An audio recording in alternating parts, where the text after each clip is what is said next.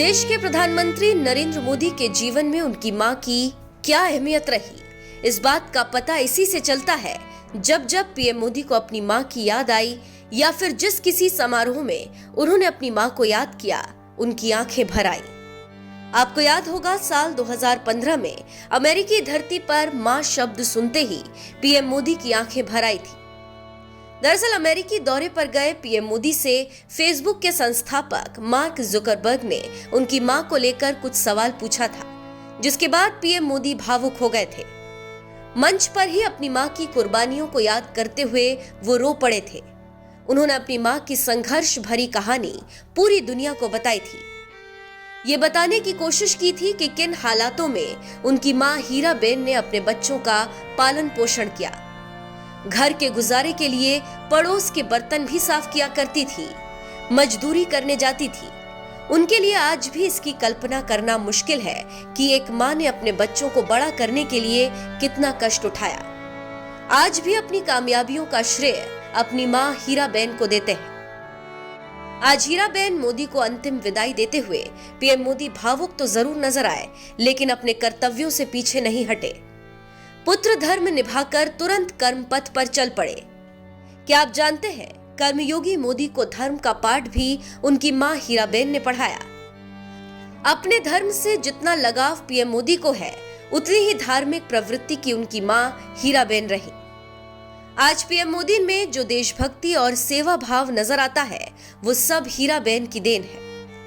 कहते हैं हीराबेन ने साधु संतों से कभी अपने लिए कुछ नहीं मांगा। अपने बच्चों के लिए संतों का बस यही आशीर्वाद मांगा कि बच्चों में भक्ति और सेवा भाव पैदा हो। हीराबेन दिन रात किसकी पूजा में मग्न रहती थी। तीर्थ यात्रा से जुड़ा उनका अनुभव क्या कहता था और किस प्रकार ईश्वर के नाम की माला जपते जपते भोजन करना भूल जाती थी। इन सब चीजों का खुलासा खुद पीएम मोदी ने अपनी मां को लेकर लिखी गई चिट्ठी में लिखा।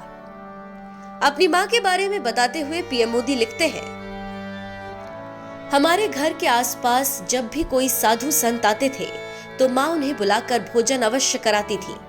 जब वो जाने लगते तो मां अपने लिए नहीं बल्कि हम भाई बहनों के लिए आशीर्वाद मांगती थी। उनसे कहती थी, मेरी संतानों को आशीर्वाद दीजिए कि वो दूसरों के सुख में सुख देखें और दूसरों के दुख से दुखी हो।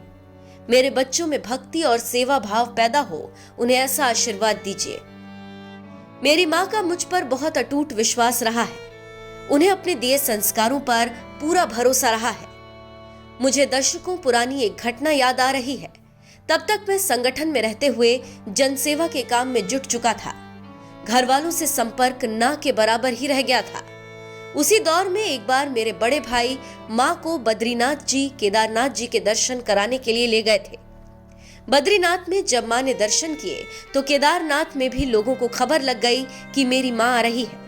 उसी समय अचानक मौसम भी बहुत खराब हो गया था। ये देखकर कुछ लोग केदार घाटी से नीचे की तरफ चल पड़े। वो अपने साथ में कंबल भी ले गए। वो रास्ते में बुजुर्ग महिलाओं से पूछते जा रहे थे कि क्या आप नरेंद्र मोदी की मां हैं? ऐसे ही पूछते हुए वो लोग मां तक पहुंचे। उन्होंने मां को कंबल दिया, चाय पिलाई। फिर तो वो लोग पूरी यात्रा भर मां के साथ ही रहे।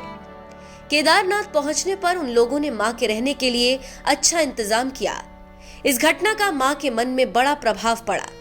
तीर्थ यात्रा से लौटकर जब मां मुझसे मिली तो कहा कि कुछ तो अच्छा काम कर रहे हो तुम, लोग तुम्हें पहचानते हैं। एक समय था जब मां बहुत नियम से चतुर्मास किया करती थी। मां को पता है कि नवरात्रि के समय मेरे नियम क्या है। पहले तो नहीं कहती थी, लेकिन इधर बीच वो कहने लगी है कि इतने साल तो कर लिया, अब नवरात्रि के समय जो कठिन व्रत तपस्या करते हो उसे थोड़ा आसान कर लो। मैंने अपने जीवन में आज तक मां से कभी किसी के लिए कोई शिकायत नहीं सुनी। ना ही वो किसी की शिकायत करती हैं और ना ही किसी से कुछ अपेक्षा रखती हैं। ईश्वर पर मां की अगाध आस्था है, लेकिन वो अंधविश्वास से कोसों दूर रहती हैं। हमारे घर को उन्होंने हमेशा अंधविश्वास से बचा कर रखा। वो शुरू से कबीर पंथी रही है और आज भी उसी परंपरा से अपना पूजा पाठ करती है। हाँ, माला जपने की आदत सी पड़ गई है उन्हें। दिन भर भजन और माला जपना इतना ज्यादा हो जाता है कि नींद भी भूल जाती है। घर के लोगों को माला छिपानी पड़ती है, तब जाकर वो सोती हैं। उन्हें नींद आती है। गुजराती समुदाय से आने वाली हीराबेन का जीवन हमेशा से सादगी भरा रहा और उन्होंने कबीर पंथ की राह पर चलकर ईश्वर की भक्ति की। आपको बता दें कि कबीर पंथ कोई धर्म या जाति नहीं, बल्कि संत कबीर द्वारा दिखाया हुआ एक मार्ग है। इस मार्ग पर चलकर हर धर्म, जाति और मजहब का व्यक्ति अपने जीवन को सफल बना सकता है।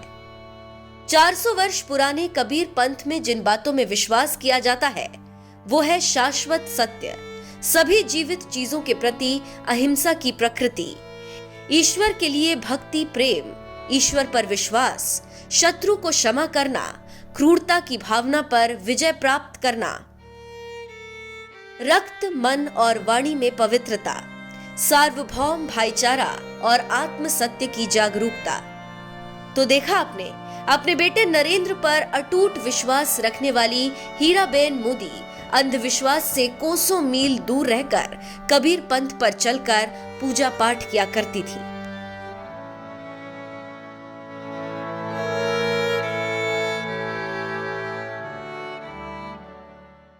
आप मंथली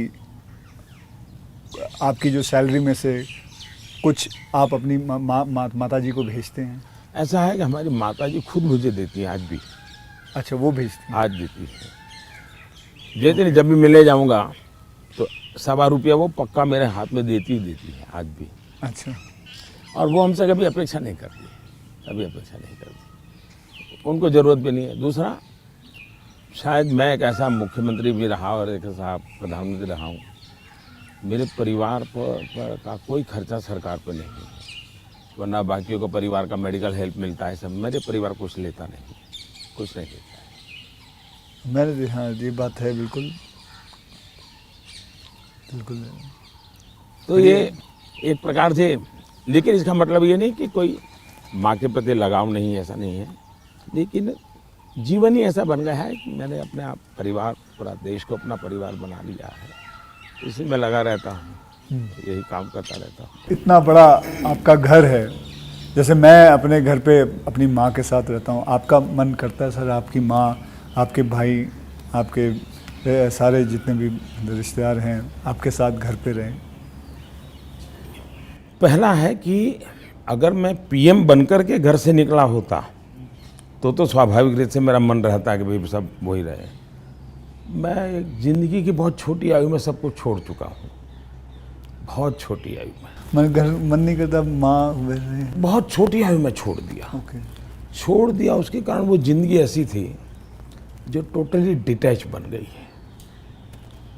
और इसलिए जिसको कहे लगाव, मोह, माया, क्योंकि मेरी वो जो ज़िंदगी में जो घर छोड़ करके निकल गया था, वो जो ट्रेनिंग हुई वो उस प्रकार की हुई, और उसके कारण एक अवस्था के बाद छोड़ना है तो मुश्किल जाता है। उस समय जब छोड़ा तब तकलीफ हुई होगी, लेकिन अब ज़िंदगी वो बन गई।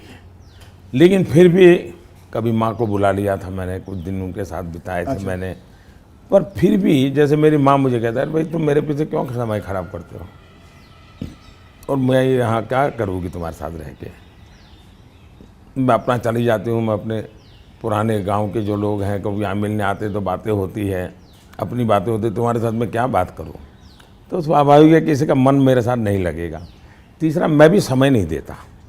जितने दिन माँ यहाँ रही मैं अपनी शेड्यूल में ही लगा रहता था, तो एक आध बार साथ में खाना खा लेता था, फिर मुझे भी कभी पेन होता था कि मैं रात को 12 बजे आता हूँ तो माँ को दुख हो रहा है कि क्या कर रहा है।